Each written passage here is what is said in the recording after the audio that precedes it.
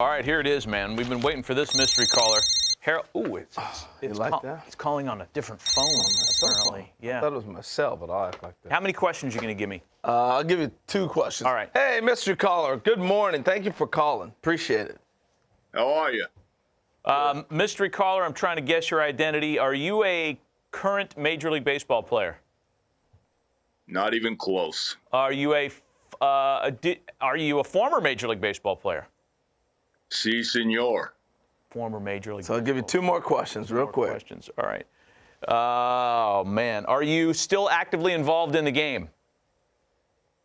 That I am. Last one. I'm trying to read the voice, and I got no chance. I'd need like 20 more questions. You need so a lot. Why don't you ask one? All right, I'll throw one. Mystery caller.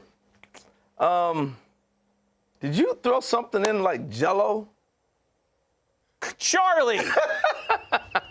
Charlie Kerfield joining us on the program. What's up, Charlie? Matt, you should have known it right away. We have the same birthday, brother. I know, man. If I'd had 3 or 4 more questions, I'd have gotten there. Hey, great to hear from you. We were talking about the Jell-O packs and the contract earlier on the show, and I know that you explained it away to Harold, but tell us the story between the boxes of orange Jell-O that were included in your Astros Hold on contract. 1 second. Set it up so our viewers know about the contract with Jim Deshaies. Go ahead. Well, we did it as a this date in baseball history, that when Charlie signed his deal with the Astros, I believe, it included 37 boxes of orange Jell-O. What is the deal with that? You were a little light. It was 37 cases. Oh. And it make sure that the plumbing around the National League hotels had a little bit of extra flavor to them. Some coaches and reporters and television people like yourself walked into some unsuspecting toilet, showers, sinks, and we did a pretty good job with it.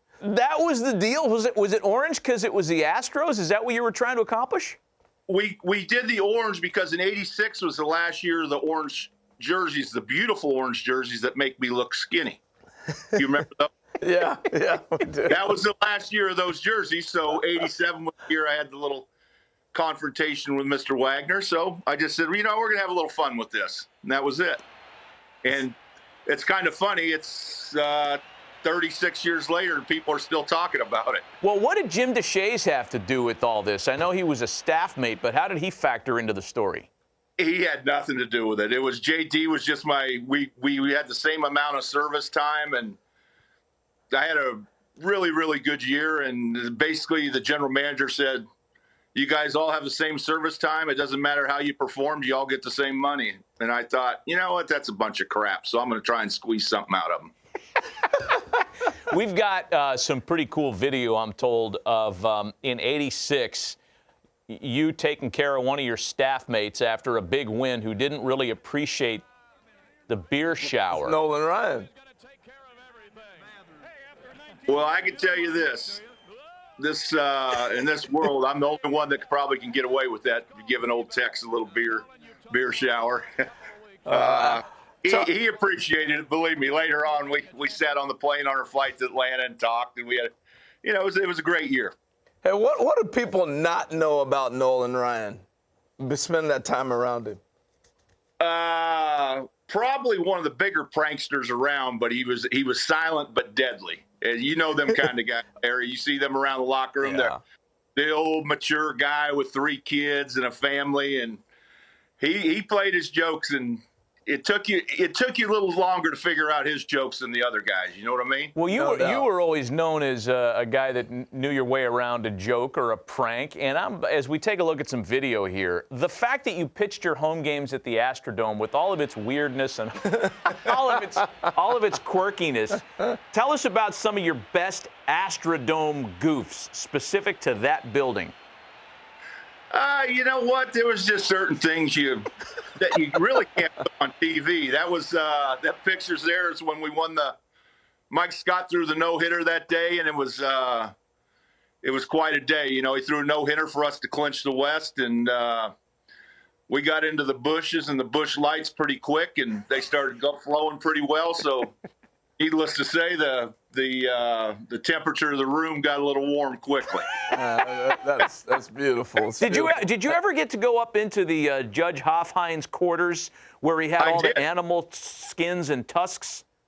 I tell you what, Matt, one day I walked, probably not one day, but about 3 days, I walked the whole building and went to every part of the building. It was quite, the place he had was quite a pad. I mean, it was, if you're a big hunter and that kind of stuff, it would excite you. I mean, I like to walk a dog. That's about the hunting I do. How about that?